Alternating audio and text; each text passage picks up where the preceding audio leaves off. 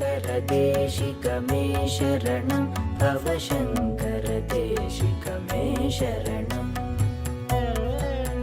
भवशङ्कर देशिक मे शरणं भवशङ्कर देशिक मे शरणं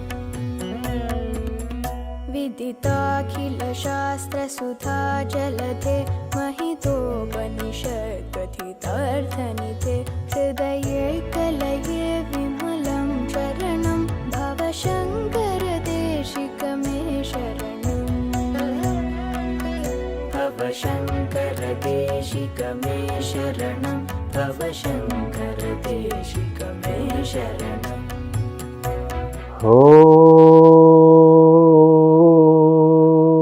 गुरुर्ब्रह्मा गुरुर्विष्णु गुरुर्देवो महेश्वरः गुरुः साक्षात् परब्रह्म तस्मै श्री गुरवे नमः।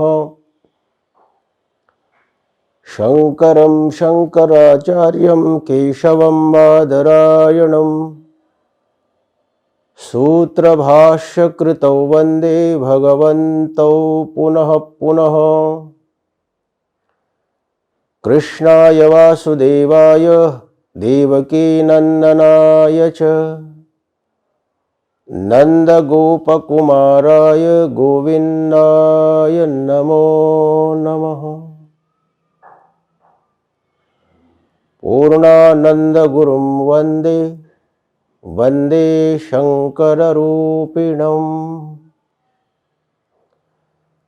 ॐ शान्तिः शान्तिः शान्तिः।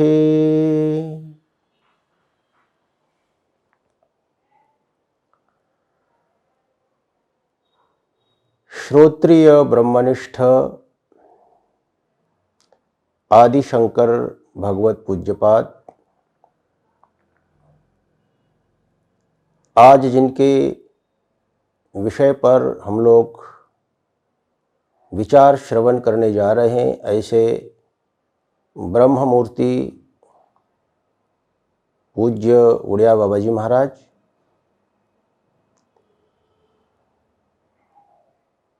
प्रत्येक व्यक्ति अपने जीवन में कोई ना कोई एक उद्देश्य बना लेता है। एक अहम प्रश्न है प्रत्येक व्यक्ति के जीवन में, उद्देश्य क्या है, जीवन का लक्ष्य क्या है। सुबह से लेकर शाम तक समग्र जीवन भर व्यक्ति प्रयास करता है किसी व्यक्ति को पाने के लिए, किसी स्थान को पाने के लिए, नौकरी पाने के लिए, धन को पाने के लिए। तो क्या व्यक्ति की जीवन का लक्ष्य यही है?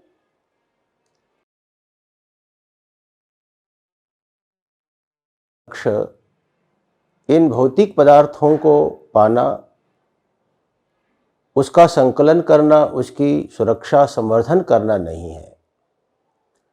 ये सारे पदार्थ केवल साधन हैं। एक सामान्य व्यक्ति को आप पूछे तो वो यही कहेगा कि हमें सुख चाहिए। किसी व्यक्ति से, किसी वस्तु से, अवस्था, स्थान, परिस्थितियों से वो सुख पाना चाहता है, लेकिन उस व्यक्ति को भी मालूम नहीं है कि जीवन का लक्ष्य सुख भी नहीं है। जिसको हम सुख कहते हैं वो ऐन्द्रिक संवेदना है।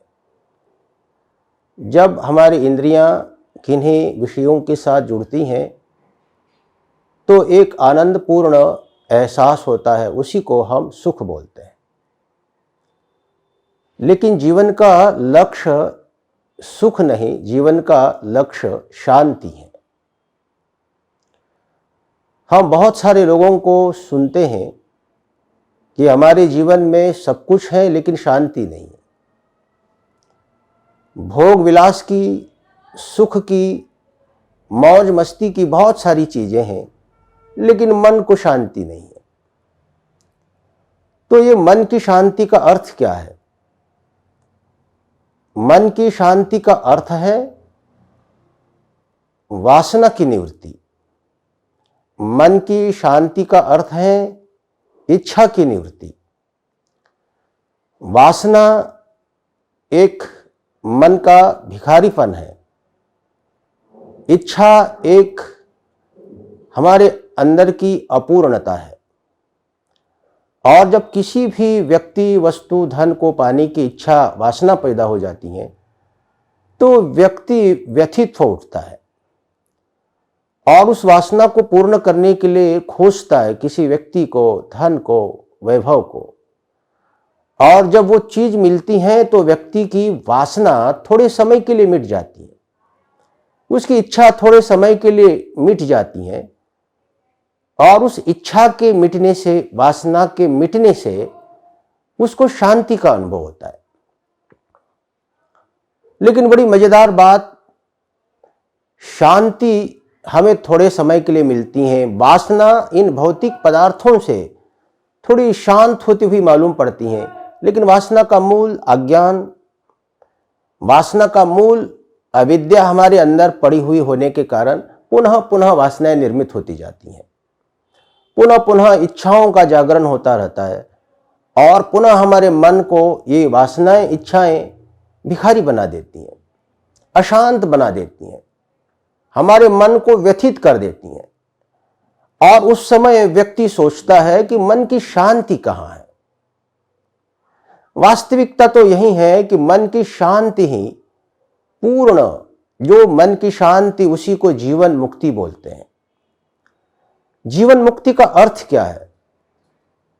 जीवन मुक्ति का अर्थ है वासना की निवृत्ति, आत्यंतिक निवृत्ति।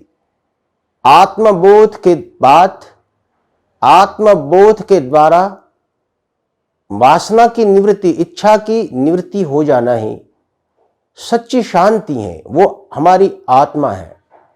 ये जीवन मुक्ति बाहर नहीं, वो भीतर है। जीवन मुक्ति कोई ऊपर 7वें आसमान पर नहीं है, जहां पर भी वासना होगी, वासना का अंत नहीं होगा, वासनाएं अनंत हैं।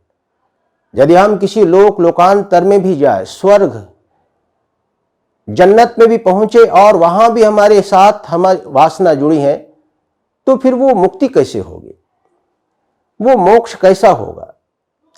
क्योंकि जहां पर भी वासना होगी वहां हमारे मन में अशांति होगी, हमारे मन में अपूर्णता होगी।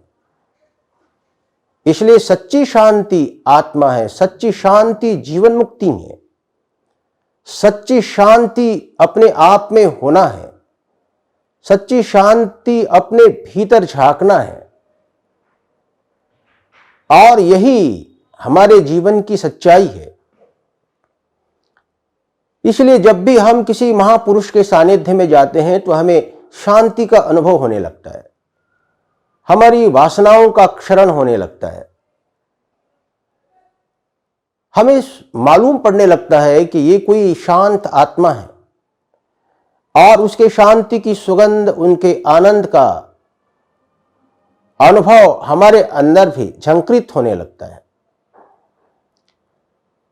आदि गुरु शंकराचार्य जी ने एक बड़ी सुंदर बात कही। उन्होंने कहा कि हमें यदि ज्ञान को पाना है तो ज्ञानी के सानिध्य में जाना होगा, क्योंकि ज्ञानी के सानिध्य में जाने के बाद भी हमें ज्ञान का अनुभव होने लगता है। हमें मालूम पड़ता है, ज्ञान का कद हमें मालूम पड़ता है। किसी प्रेमी के पास हम जाते हैं तो प्रेम का अनुभव होने लगता है, ध्यानी के पास जाने के बाद ध्यान का अनुभव होने लगता है, किसी भक्त के सानिध्य में जाने के बाद भक्ति का अनुभव होने लगता है। तो हमें मालूम पड़ता है कद ज्ञानी का, और ज्ञानी के कद के सामने हमें अपने भीतर का अज्ञान और हमारे भीतर की वासना भी मालूम होने लगती है। और वो फिर वासना काटने के लिए हमारे अंदर जिज्ञासा का, एक साधना का उदय भी होने लगता है। तद विज्ञानार्थम गुरुमेव अभिगच्छेत् समित पाणि श्रोत्रियम ब्रह्मनिष्ठम। हमारी श्रुति कहती है तद विज्ञानार्थम, आत्मबोध को पाने के लिए हमारे भीतर जीवन मुक्ति को जागृत करने के लिए, आत्म संबुद्ध होने के लिए गुरु एव अभिगच्छेत्, हमें गुरु के सानिध्य में जाना होगा, गुरु की शरण में जाना होगा। और वो गुरु कैसे कैसे होना चाहिए उसकी सूचना भी हमारी श्रुति हमको प्रदान करती है। श्रोत्रियम ब्रह्मनिष्ठम, गुरु को श्रोत्रिय होना चाहिए। श्रोत्रिय माने शास्त्रीय ज्ञान से संपन्न होना चाहिए। जब गुरु शास्त्रीय ज्ञान से संपन्न होंगे तो हमारी समस्त शंकाओं का समाधान करेंगे। हमारे जीवन में 3 प्रकार का ज्ञान होता है, एक जानकारी, दूसरी मान्यता और तीसरी अनुभूति। जानकारी का मतलब होता है संकलन, ज्ञान का संकलन। व्यक्ति जितना अधिक बुद्धिमान होता है उतना ज्यादा ज्ञान का संकलन करता है। उस ज्ञान को माने अथवा न माने, उस जानकारी को स्वीकार करे या न करे, वो बहुत सारी जानकारियां बुद्धिमान व्यक्ति एकत्रित करता है, उसको जानकारी कहते हैं। लेकिन एक दूसरी चीज है मान्यता। जानने के बाद हम बहुत सारी चीजें मानने लगते हैं, और मानने के लिए आस्था की जरूरत है, मानने के लिए श्रद्धा की जरूरत है। जितना व्यक्ति आस्थावान होगा, श्रद्धावान होगा, उतना मानेगा, वो स्वीकार कर लेगा।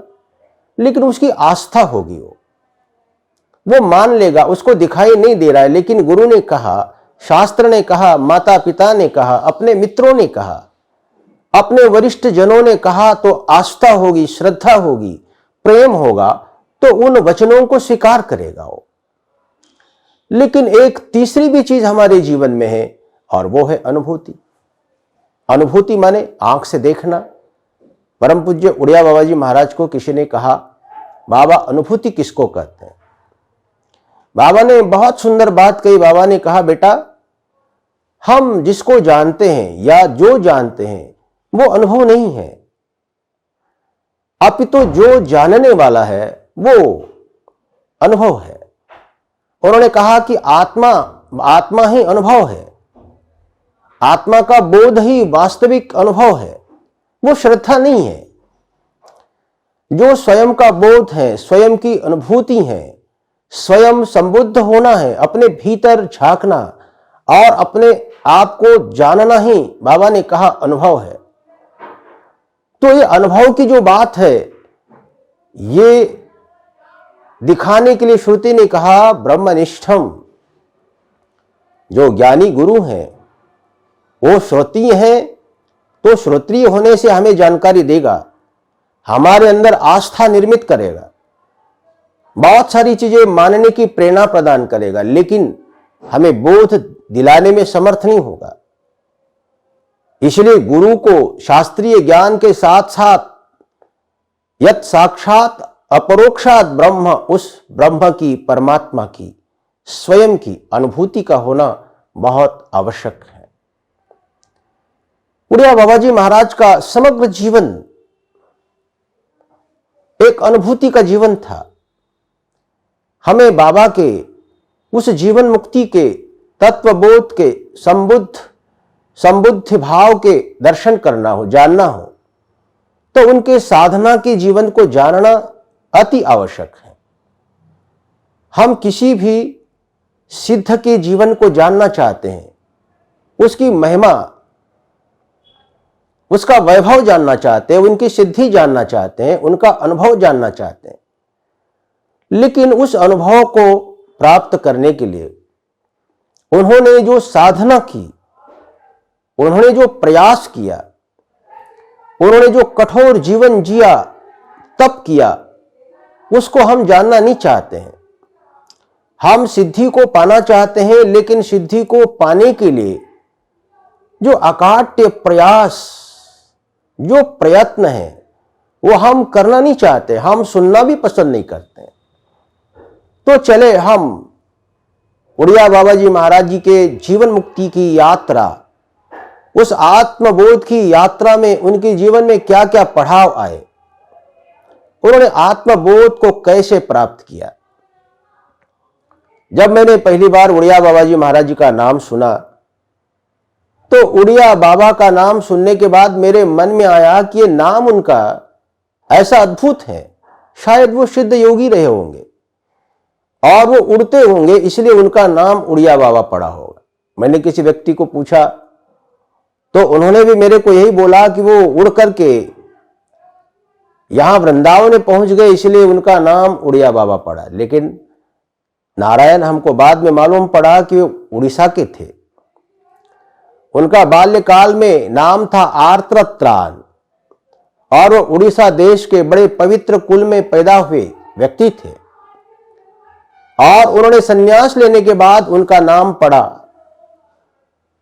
पूर्णानंद तीर्थ, स्वामी पूर्णानंद तीर्थ। और वो उड़ीसा के थे, इसलिए भाषा के आधार पर लोगों ने उनको संक्षेप में कहा उड़िया बाबा। उनका बहुत अद्भुत जीवन है, उनकी अनेक स्मृतियां हैं।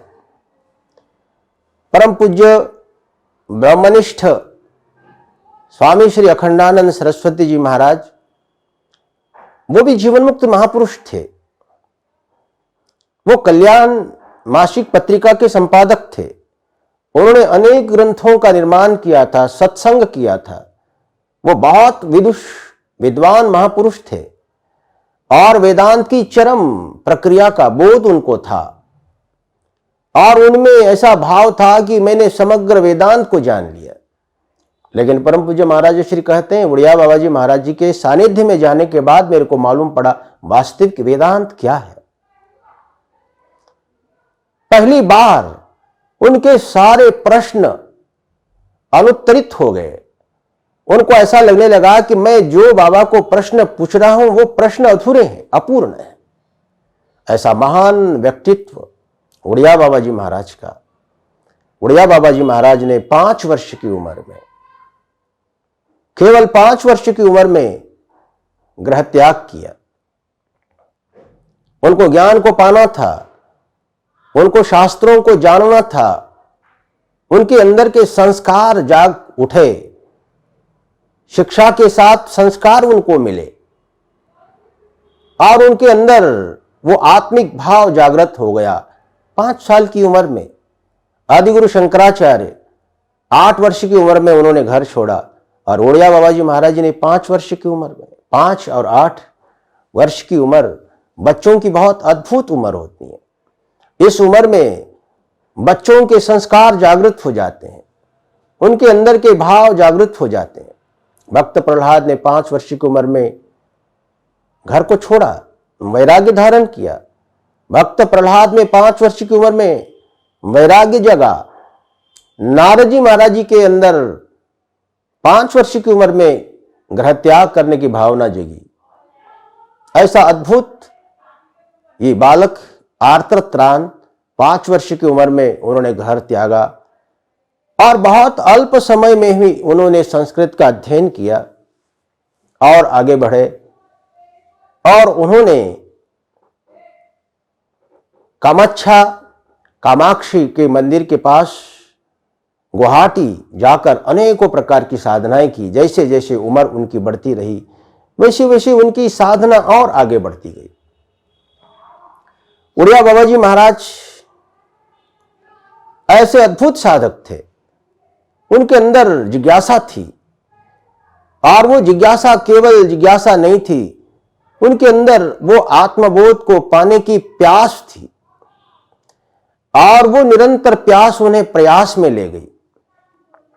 वो जहां भी जाते वो ढूंढते, गुरु को ढूंढते, वो साधना को ढूंढते। एकांत में बैठकर वो अनेकों प्रकार के जप करते, ध्यान करते, प्राणायाम करते। उन्होंने कई चांद्रायन व्रत किए, उन्होंने कठोर व्रत किया। अपने अंतःकरण को शुद्ध करने का वो निरंतर प्रयास करते रहे और उन्होंने फिर ऐसा वैराग्य घर और परिवार की और उन्होंने विरति को प्राप्त कर लिया और उन्होंने निर्णय लिया कि मैं संन्यास ग्रहण करूंगा। जगन्नाथपुरी गोवर्धन पीठ के आचार्य, उनके द्वारा उन्होंने संन्यास ग्रहण किया। उनका नाम पड़ा पूर्णानंद तीर्थ। और उसको ग्रहण करके वो निकल पड़े। उन्होंने व्रत लिया। उनके जीवन में आत्मबोध को प्राप्त करने की समस्त सामग्री निर्मित होती जा रही थी। उनके अंदर विवेक था, सत असत का बोध था, नीति अनीति का बोध था, आत्मा अनात्मा का बोध था। विवेक उनके अंदर था, उनके अंदर वैराग्य था, उनके अंदर उपरति थी, समाधान, तितिक्षा। ये अनुबंध चतुष्टय जो आदिगुरु शंकराचार्य जी महाराज जी ने अपने भाष्य ग्रंथों में और प्रकरण ग्रंथों में ग्रंथ के आरंभ में ही अनुबंध चतुष्टय का प्रतिपादन किया। अथा तो ब्रह्म जिज्ञासा। यदि हमको परमात्मा को, आत्मा को, ब्रह्म को पाना है, अपने भीतर जानना है, तो अनुबंध चतुष्टय माने उसको पाने की सामग्री है, विवेक है, वैराग्य है, तितिक्षा है, समाधान है, शम दम श्रद्धा उपरति। ये सारी चीजें होना अति आवश्यक है। और वो सारी चीजें बाबा के जीवन में थी। बाबा ने व्रत धारण किया कि मैं किसी वाहन में चलूंगा नहीं, मैं पैदल चलूंगा। और वो निरंतर पैदल चलते थे। वो किसी वाहन का वो आश्रय नहीं लेते थे।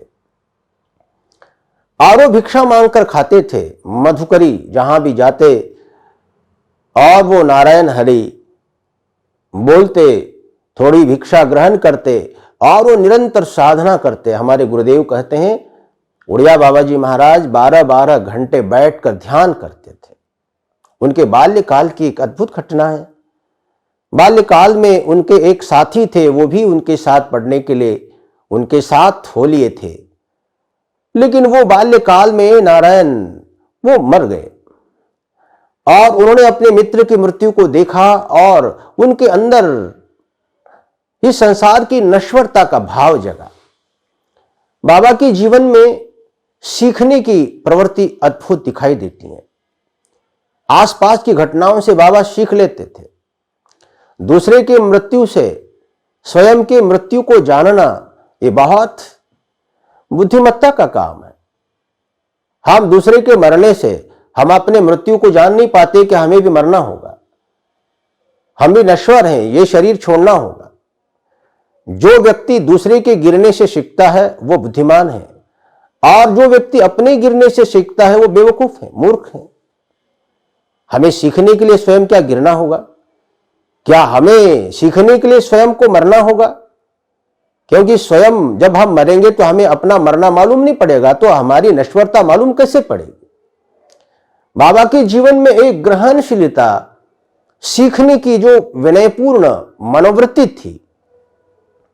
एक बार बच्चों का बाबा ने नाटक देखा। बच्चे नाटक कर रहे थे और वो भगवान शंकर का नाटक था। उस नाटक में एक बच्चा भगवान शंकर बना हुआ था और वो शंकर बनकर के ध्यान मग्न हो गया, निर्विकल्प समाधि में बैठ गया नाटक में। लेकिन आश्चर्य की बात, कैसी सीखने की विनयपूर्ण मनोवृत्ति थी बाबा की। ये सीखने के लिए भी विनय अति आवश्यक है। सीखने के लिए ग्रहणशील होना अति आवश्यक है। हमारे जीवन में बहुत सारी घटनाएं घटती हैं, लेकिन हम सीख नहीं पाते। अपने आसपास की घटनाओं से हम प्रेरणा नहीं ले पाते। उन्होंने प्रेरणा ली, समाधि निष्ठा की। उन्होंने संकल्प लिया कि मैं समाधिनिष्ठ बनूंगा, मैं समाधि का अनुभव करूंगा, मैं महादेव की तरह समाधिनिष्ठ बनूंगा। और वो अपने कक्ष में गए, एकांत में बैठ गए। 3 घंटे तक उनका अभ्यास था। वो अभ्यास कर रहे थे कि भगवान शंकर की तरह क्या मैं समाधिस्थ हो सकता हूं।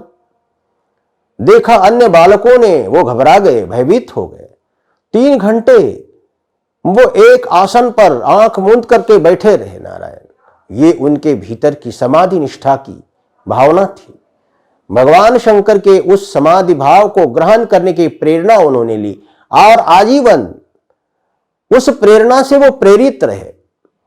और जैसे जैसे समय आगे बढ़ता गया और उनके अंदर की आत्मबोध को प्राप्त करने की, आत्मसंबुद्ध होने की भावना और प्रबल होती गई। एक बार की बात है, बाबा को ऐसा लगा उम्र बढ़ती जा रही है और उसके बाद भी अभी तक आत्मबोध नहीं हुआ है, हमें समाधि का अनुभव नहीं हुआ है, हमें आत्मज्ञान नहीं हुआ है, एकात्म बोध नहीं हुआ है, तो ये जीवन में रहना व्यर्थ है।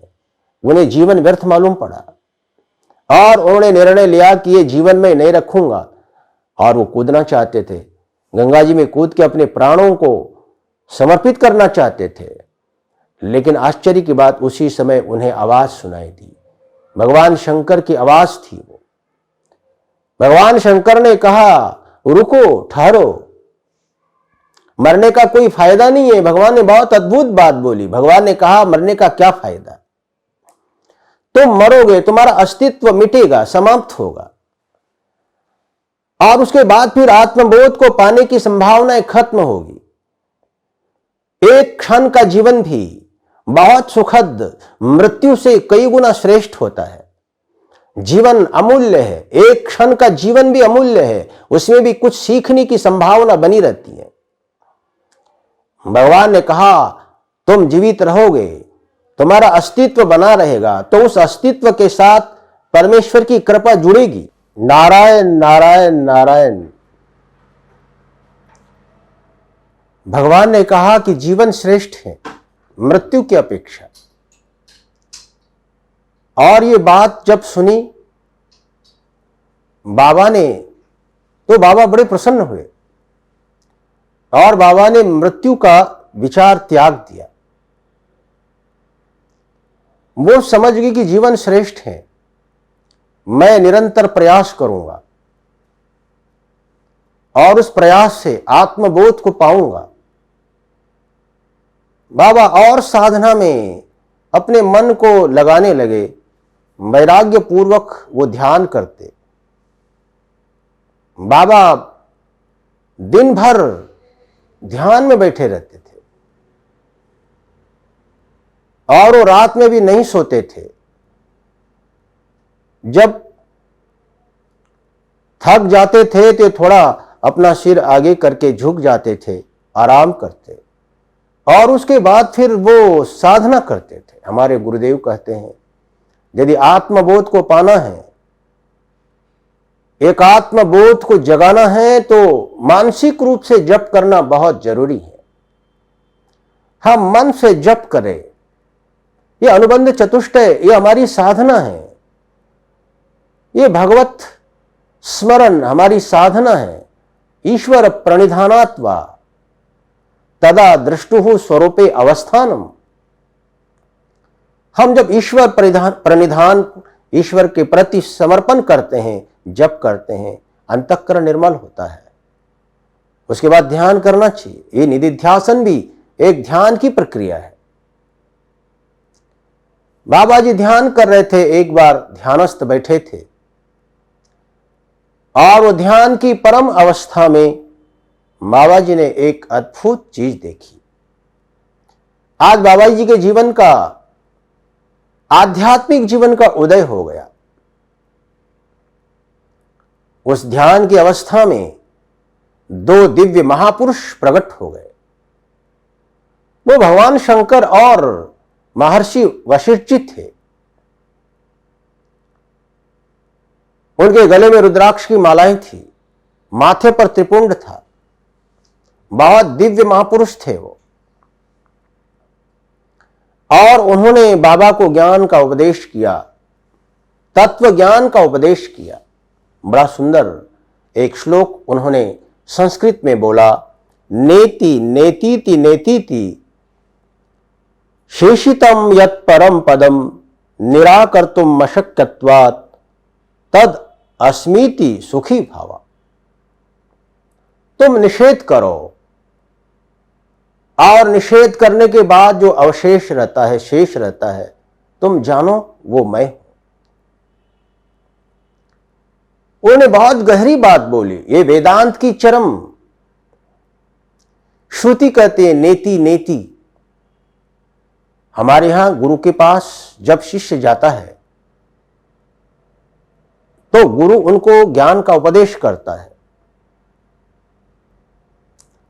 और उस समय वो उपदेश करते हुए कहता है, गुरु तत्वमसि, तुम वही हो। तुम शरीर नहीं हो, तुम आत्मा हो। तुम इंद्रियां नहीं हो, तुम आत्मा हो।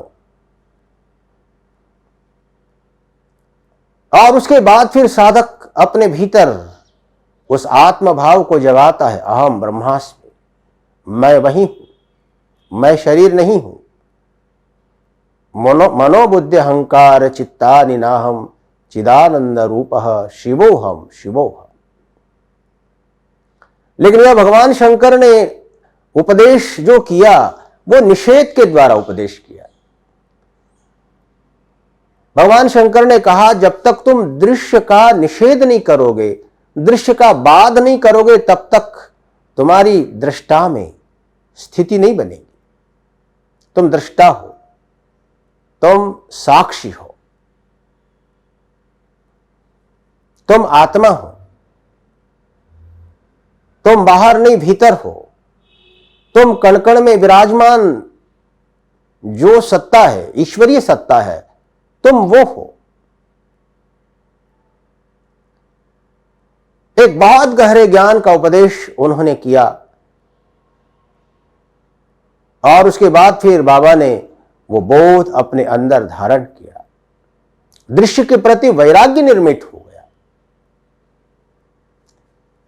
यदि दृश्य के प्रति सत्यत्व बुद्धि है, दृश्य के प्रति महत्व बुद्धि है, बाह्यता के प्रति हमारे मन में महत्वबोध है, हमारे अंदर बहिर्मुखता है, तो हम अंतर्मुख नहीं हो सकते। महर्षि रमन कहते हैं, बाहर का आकर्षण हमें भीतर से बाहर कर देता है, बाहर का आकर्षण हमें बहिर्मुख बना देता है। इसलिए आत्म भाव को जगाना है तो बाहर का निषेध करना होगा, बाहर के पदार्थों के प्रति वैराग्य धारण करना होगा। बाबा ने अपने जीवन में वो धारण किया और उस साधना को निरंतर अपने जीवन में जिया। उपदेश ग्रहण करने के बाद हम उस उपदेश को ही अंतिम समझ लेते हैं और उन उपदेशों को दोहराना ही हम अपने जीवन की साधना समझ लेते हैं। लेकिन बाबा का जीवन केवल उपदेशों को दोहराने वाला जीवन नहीं था। बाबा उन उपदेशों को जीना चाहते थे, उन उपदेशों को अपने जीवन में अनुभव करना चाहते थे। और बाबा के जीवन की सबसे बड़ी विशेष बात, बाबा हमेशा अंतर्मुख, बाबा हमेशा वैराग्य में स्थित, और बाबा बाहर के लोगों से बहुत दूर एकांत भोगी, एकांत में वास करने वाले, निरंतर साधनारत थे। बाबा गंगा के किनारे रहते थे। बाबा वाराणसी से होते हुए गंगा के किनारे भ्रमण करते करते रामघाट आ गए और रामघाट में छोटी सी कुटिया में बाबा बैठकर साधना करने लगे। बाबा का बोध निर्विकल्प समाधि में प्रवेश पाने की उत्सुकता में बदल गया, जिज्ञासा में बदल गया। हम जिसको जीवन मुक्त बोलते हैं, जीवन मुक्त का अर्थ यही होता है जिसका अज्ञान मिटा, जिसका अज्ञान मिटा, जिसकी वासना मिटी, जिन्होंने अपने भीतर के आत्म तत्व को पहचान लिया, जिन्होंने सर्वत्र ईश्वर तत्व को जान लिया। सर्वम खलविदम ब्रह्म आत्मे वेदम सर्वम, ऐसा बाबा का जीवन था। एक बार की बात है, उड़िया बाबा जी महाराज को परम पूज्य खंडाणी जी महाराज ने पूछा, बाबा बोध की पूर्णता कब मानी जाए? बोध हमारा पूरा हो गया, ज्ञान हमारा पूर्ण हो गया, कब माना चाहिए? बाबा ने कहा, बेटा कर्णवास में रहते थे बाबा, हाथ में बालू को ले लिया बाबा ने, और बाबा ने कहा, बेटा इस बालू के एक एक कण में जब तक तुमको ब्रह्म तत्व का अनुभव ना हो, आत्म तत्व का अनुभव ना हो, तब तक तुम अपने ज्ञान को पूरा नहीं समझना है। बाबा के अंदर बहुत सारी सिद्धियां थी। बाबा तो जीवन मुक्त थे, वासना कटी थी, आत्मबोध में वो निर्विकल्प समाधि में स्थित रहा करते थे। और जब उन्होंने साधनाएं की तो अनेकों सिद्धियां उनके जीवन में आई, लेकिन बाबा ने कभी उन सिद्धियों को प्रश्रय नहीं दिया, क्योंकि बाबा जानते थे ये सिद्धियां सत्य नहीं है, ये सिद्धियां भौतिक हैं, ये सिद्धियां साधक के जीवन को, साधक को भटकाने वाली हैं, साधक को संसार में भटकाकर उसके अंदर वासना को निर्मित करने वाली। एक बहुत बड़े दार्शनिक थे, बहुत बड़े विचारक थे, पॉल ब्रिंटन, और वो भारत की आध्यात्मिकता से प्रभावित थे। उन्होंने एक पुस्तक लिखने का आरंभ किया और उस पुस्तक को लिखने के लिए वो अनेकों भारत के बड़े बड़े साधु महात्माओं के पास जाया करते थे। वो महर्षि अरविंद के पास गए। वाराणसी में एक बहुत सिद्ध कुटी के महात्मा थे, स्वामी विशुद्धानंद जी महाराज, उनके पास गए। जब वो महर्षि रमन के पास गए तो महर्षि रमन ने बाबा जी के पास भेजा उनको।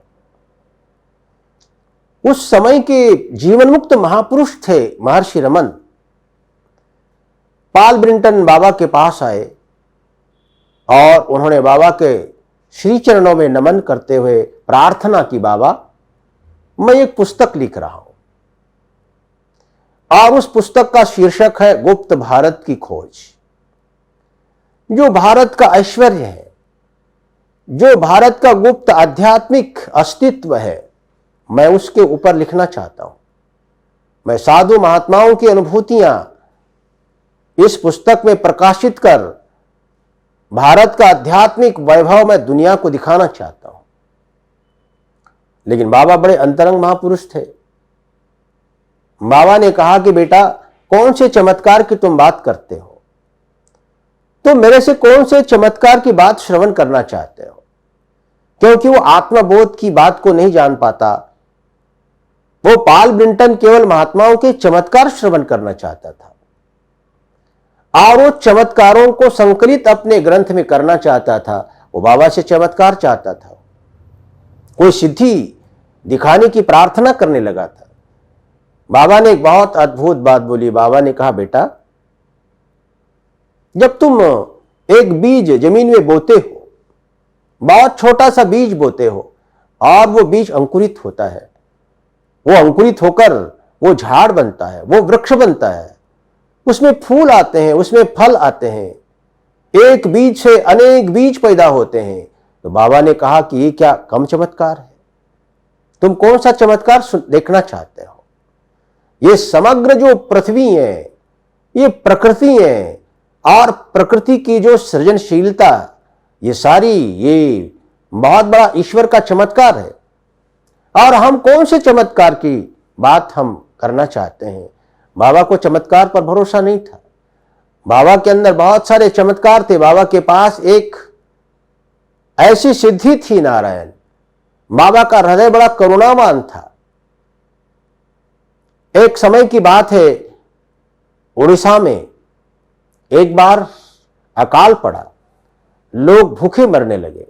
बाबा का हृदय द्रवित हो उठा और बाबा सोचने लगे, ऐसी कोई मेरे को सिद्धि मिले कि मैं सबको भोजन करा दूं, मैं सबको अन्न प्रदान करूं। और बाबा ने साधना करनी शुरू कर दी। मां अन्नपूर्णा की सिद्धि थी बाबा के पास। जैसे द्रौपदी के पास अक्षय पात्र था, ऐसे बाबा के पास भी एक सिद्धि थी। और बाबा दिन भर भोजन बांटते रहते थे। इतने बड़े सिद्ध महापुरुष, उनके पास एक टोकरी रहती थी और उस टोकरी में सुबह रोटियां बना के रखी जाती थी और बाबा सुबह से शाम तक उस टोकरी से रोटियां बांटते थे। लेकिन वो टोकरी की रोटियां कभी खत्म नहीं होती थी। अनेकों सिद्धियों के धनी थे, वाक सिद्धि थी, वो जो बोले वो हो जाए। लेकिन बाबा ने कभी अपने सिद्धि का उपयोग नहीं किया। क्योंकि बाबा जानते थे इन भौतिक सिद्धियों का प्रभाव केवल भौतिक होता है, और व्यक्ति जब उन भौतिक सिद्धियों को देखता है तो उसकी अंतर्मुखता खो जाती है और वो सिद्धि के पीछे लगा रहता है और वो अपनी आत्मा के तरफ से वो बेहोश हो जाता है। इसलिए बाबा ने हमेशा आत्मबोध को जगाने का काम किया, मानवता का काम किया। हजारों लाखों साधकों को उन्होंने ज्ञान का उपदेश किया। परम पूज्य अखंडानंद जी महाराज जी जैसा एक महान व्यक्ति पैदा किया। अखंडानंद जी महाराज से बाबा बहुत प्रेम करते थे,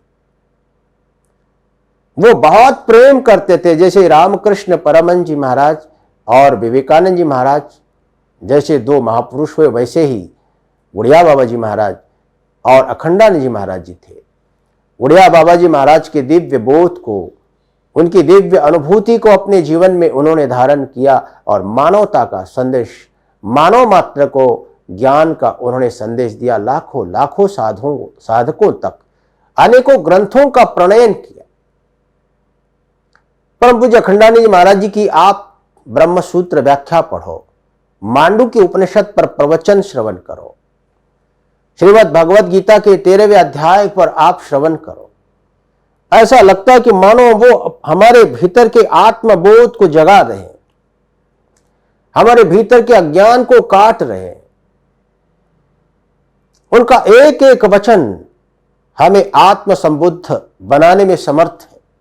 इसीलिए हम ऐसे महापुरुष उड़िया बाबा जी महाराज, उनके दिव्य जीवन को और उनके भीतर के दिव्य आत्म भाव को हम अपने जीवन में धारण करना चाहते हैं और समग्र शास्त्र हम समझना चाहते हैं, तो हम बाबा के जीवन को देखें, बाबा की दिव्य अनुभूतियों को पढ़े, तो हमारे जीवन में भी वो सारी दिव्यता आत्मबोध आना शुरू होगा। भगवत पूज्यपाद आदि गुरु शंकराचार्य जी महाराज ने एक बड़ी सुंदर बात कही। उन्होंने कहा कि जो ज्ञानी पुरुष के लक्षण है, जो ज्ञानी पुरुष जैसा जीता है, वो हमारे जैसे साधकों के लिए वो साधना है, वो प्राप्त करने का प्रयास करने की चीज है। अर्जुन ने श्रीमद् भगवत गीता में पूछा भगवान को, अर्जुन के मन में भाव जगा कि जीवन मुक्त महापुरुष किसको कहते हैं।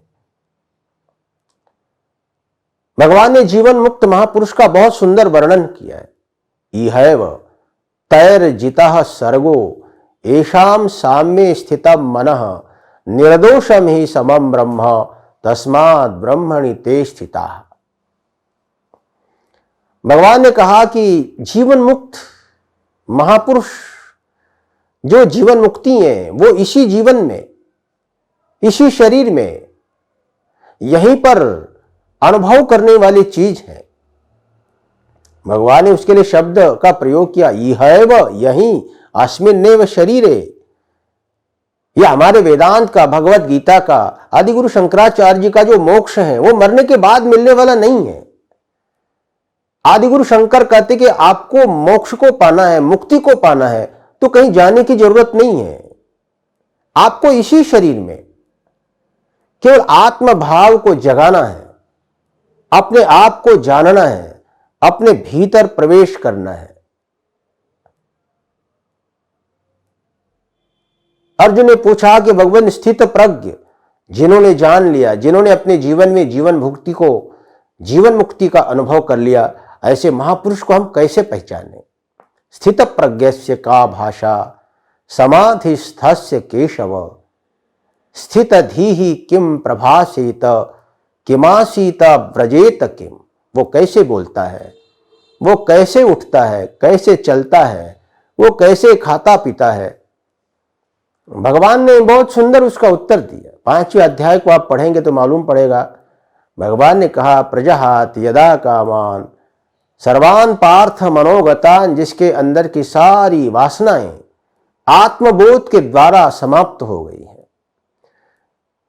जिन्होंने अपने आप को जान लिया है, और जानने के बाद जिसके जीवन की समस्त कामनाएं, समस्त वासनाएं समाप्त हो गई हैं, और वो व्यक्ति जीवन में जीते हुए भी, वो जीवन में रहते हुए भी मुक्त हैं। भगवान ने 5वें अध्याय में कहा, पश्य श्रवण स्पृशय जिघ्रन नश्नन गच्छन स्वपय श्वसन प्रलपन विसृजन गृह्णन उन्मिशन निमिषन्नपि इंद्रियानीन्द्रियार्थेषु वर्तन्त इति धारयन। ऐसा ज्ञानी पुरुष देखता हुआ भी नहीं देखता है। जीवन मुक्त का अर्थ यही है। जीवन का अर्थ यहां जीवन है। जीवन का अर्थ चलना है। जीवन का अर्थ अस्तित्व है। जीवन का अर्थ चेतना है। जीवन का अर्थ देखना, उठना, खाना, पीना, समस्त क्रियाओं में होते हुए भी जिसके जीवन में कोई आसक्ति नहीं है। मेरे ज्ञानी पुरुष खाता हुआ भी नहीं खाता है, माने खाने के प्रति उसकी आसक्ति नहीं रहती है, खाने के प्रति उसका पागलपन नहीं रहता है। जो देखता हुआ भी नहीं देखता, माने देखने के प्रति उसकी आसक्ति नहीं रहती है। आग्रह दुराग्रह नहीं रहते हैं। इसलिए भगवान ने कहा कि वो देखता हुआ भी नहीं देखता है, वो खाता हुआ भी नहीं खाता, क्योंकि उसके अंदर अकर्तृत्व बोध होता है, उसके अंदर साक्षी भाव होता है। परम पूज्य बाबा जी को किसी ने पूछा कि बाबा अपने आप को कैसे हम जाने। बाबा ने कहा, बेटा तुम जानो उसको जो सबको जानता है, जानने वाले को जानो, जो समस्त क्रियाओं को जानता है, समस्त दृश्यों को जानता है, समस्त विषयों को जानता है। जो जानता है, बाबा ने कहा, वो तुम हो। तुम अपने आप को दृश्यों से अलग करो। मैं दृष्टा हूं। वेदांत में 2 शब्द हैं, एक साक्षी और दूसरा प्रमाता। ये बड़े गंभीर शब्द हैं। प्रमाता का अर्थ होता है जैसे कोई व्यक्ति नाटक कर रहा है और उस नाटक का वो एक पात्र है, वो अभिनय कर रहा है। कोई रावण बना है, कोई राम बना है और एक दूसरे के प्रति संघर्ष है।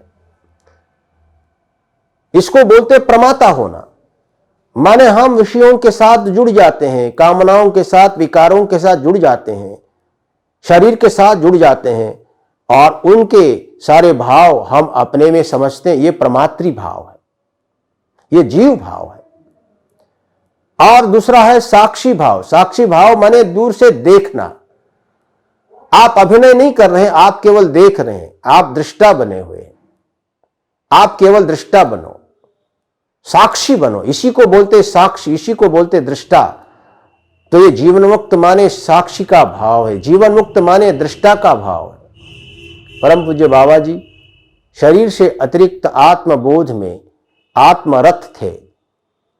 वो अपने आप में आनंद का अनुभव करते थे। वो अपने आप को शरीर से अलग समझते थे और वो दिव्य भाव में स्थित रहते थे। वो भक्ति की चर्चा जरूर करते थे, लेकिन वो आत्मसंबुद्ध, आत्मबुद्ध पुरुष थे। ऐसे आत्मबुद्ध पुरुष के श्री चरणों में हम नमन करते हैं। अंतिम समय बाबा का बड़ा विकट बीता। मानो वो परमेश्वर उनके आत्मबोध की परीक्षा लेना चाहता होगा। बाबा के ऊपर किसी ने प्रहार किया, अंतिम समय कुल्हाड़े का प्रहार किया और उसके बाद भी बाबा आत्मस्थ थे। शरीर के ऊपर कुल्हाड़े का प्रहार होने के बाद भी बाबा अपनी आत्म समाधि में लीन थे। उन्हें कोई फर्क नहीं पड़ा। बाबा ने हाथ लगा के देखा, खून बह रहा था और बाबा धीरे से आंखें खोल के बस केवल इतना बोले, क्या हो रहा है। कितनी आश्चर्य की बात। कुल्हाड़े का प्रहार हुआ है और 3 इंच तक घाव उनके सिर पे पड़ा है और उसके बाद भी बाबा पूछ रहे कि क्या हुआ। मानो कि कुछ भी नहीं हुआ।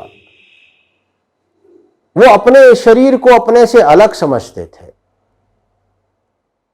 वो इस संसार को वो बिल्कुल अत्यंत अभाव रूप समझते थे। वो उनकी अनुभूति थी, ये शरीर, ये सारा दृश्य स्वप्नवत है, वो है ही नहीं। उनकी बहुत गहरी अनुभूति थी और इसीलिए शरीर के साथ उनका कोई संबंध नहीं था नारायण, और उस समय भी बाबा आत्मबुद्ध थे। शरीर में घाव लगने के बाद भी उनके ऊपर कोई प्रभाव नहीं पड़ा और उन्होंने आंखें मूंद ली और ओम ओम ओम ओम करते हुए बाबा ने शरीर का त्याग कर दिया। बाबा जीवन मुक्त थे।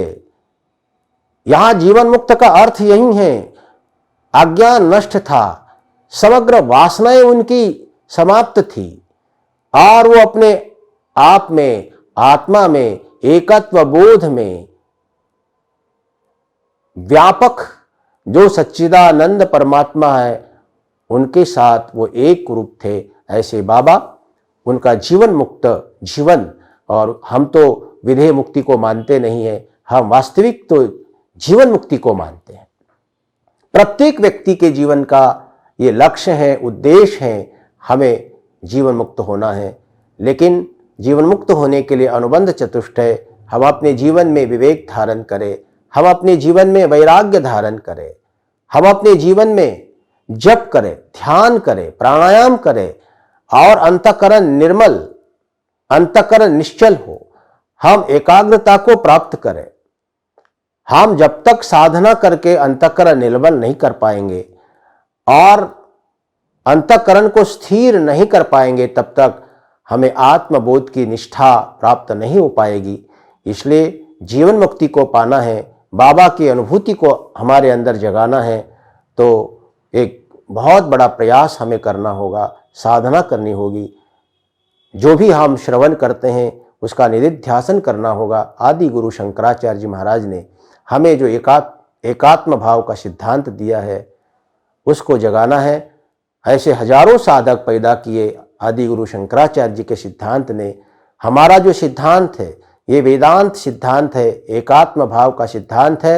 ये केवल सिद्धांत नहीं है, ये हमारे महापुरुषों की अनुभूति हैं। आज भी जो अनुभव आदि गुरु शंकराचार्य जी ने किया, जो अनुभव आदि गुरु भगवान शंकर ने किया, जो अनुभव उड़िया बाबा ने किया, जो अनुभव रामकृष्ण परमहंस जी महाराज जी ने किया, जो अनुभव महर्षि रमन ने किया, वो अनुभव आज भी हम कर सकते हैं। आज भी हम संबुद्ध हो सकते हैं, आत्मबोध को प्राप्त कर सकते हैं। हमारे सारे शास्त्र ये अनुभव के शास्त्र हैं। ये हमारे शास्त्र केवल ये थ्योरी नहीं है, ये प्रैक्टिकल है। ये केवल परोक्ष ज्ञान नहीं है, ये अपरोक्ष ज्ञान है। हमारे एक सुंदर ग्रंथ में पंचदशी में कहा, हमारे जीवन की 3 अवस्थाएं हैं। अज्ञान, आवरण और विक्षेप ये जीव की अवस्था है, और परोक्ष ज्ञान और अपरोक्ष ज्ञान ये साधन है, और शोक नाश और आनंदावाप्ति ये मोक्ष रूप है। हम शोक, अपने समस्त शोकों को मिटा सकते हैं, हम परम आनंद को प्राप्त कर सकते हैं, हम परमात्मा के अपरोक्ष ज्ञान को जगा सकते हैं। ये बोध, ये ज्ञान हमारे जीवन की अनुभूति बन सकती हैं, और यही हमें हमारे शास्त्र और हमारे महापुरुष प्रेरणा प्रदान करते हैं। एकता न्यास, आचार्य शंकर सांस्कृतिक एकता न्यास के द्वारा ये जो शंकर व्याख्यान माला का आयोजन है, और उसी के अंतर्गत अनेकों महापुरुषों के संदर्भ में, जीवन मुक्त महापुरुषों के संदर्भ में जो व्याख्यान माला प्रारंभ हुई है, ये लोकोपकारी हैं। लोगों को प्रेम संदेश मिलेगा, लोगों के जीवन में भी मुक्ति भाव जगेगा, मुक्ति का प्रयास लोग करेंगे, अपने अज्ञान को मिटाकर आत्मबोध को जगाने का प्रयास करेंगे।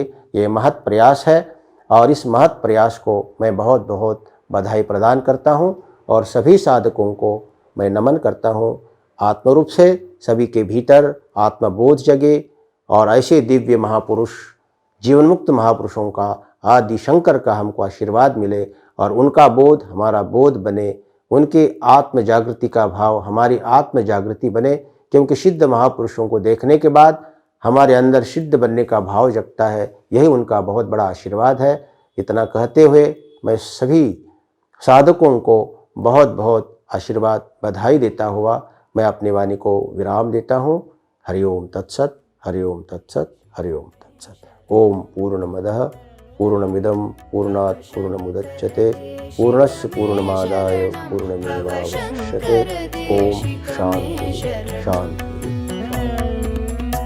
विदिताखिलशास्त्रसुधा जलधे महितोपनिषत्कथितार्थनिधे हृदये कलये विमलं चरणं भवशङ्करदेशिकमे शरणम्